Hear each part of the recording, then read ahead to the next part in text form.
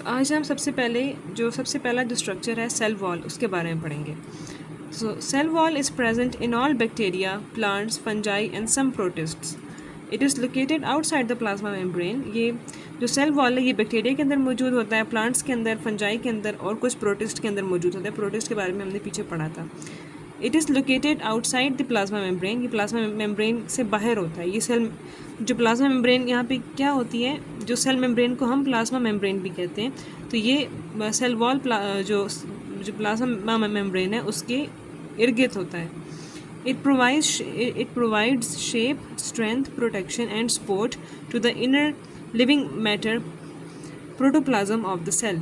जो प्रोटोप्लाज्म होता है ना, वो न्यूक्लियस प्लस साइटोप्लाज्म को मिला के हम प्रोटोप्लाज्म कहते हैं।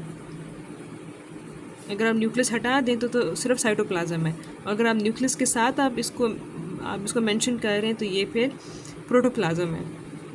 Thickness of cell wall varies from cell to cell. जो सेल वॉल की जो थिकनेस है वो डिफरेंट सेल टू सेल में ये डिफ़र करता है। हर सेल में डिफरेंट टाइप ऑफ थिकनेस होगी, उसकी अपनी थिकनेस होगी हर सेल में।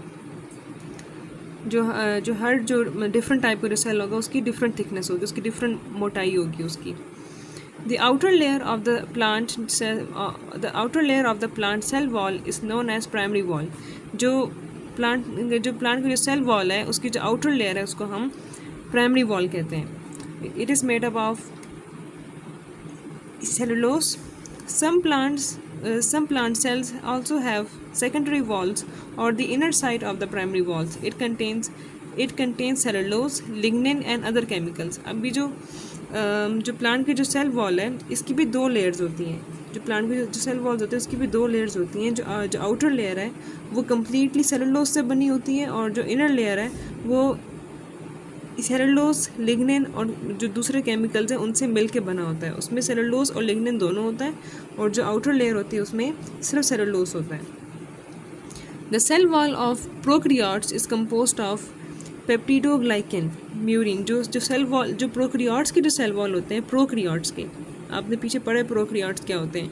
प्रोकैरियोट्स के जो सेल वॉल होते हैं वो उसके अंदर म्यूरिन होता है, उसको हम पेप्टिडोग्लाइकेन भी कहते हैं। जो प्रोकैरियोट्स के जो सेल वॉल होते हैं उसके अंदर पेप्टिडोग्लाइकेन या म्यूरिन मौजूद होता है। It is a single large molecule made of amino acids and sugar. ये एक सिंगल लार्ज मॉलिक्यूल होता है जो कि अमाइनो एसिड से बना होता है और शुगर से बना होता है। The cell wall of fungi is made, जो फंजाई का जो सेल वॉल है वो काइटिन से बना होता है। The cell wall of protist are made of variety of chemicals. ठीक है, अब जो प्रोकैरियोट्स के जो सेल वॉल हैं वो पेप्टिडोग्लाइकेन या म्यूरिन से बने होते हैं।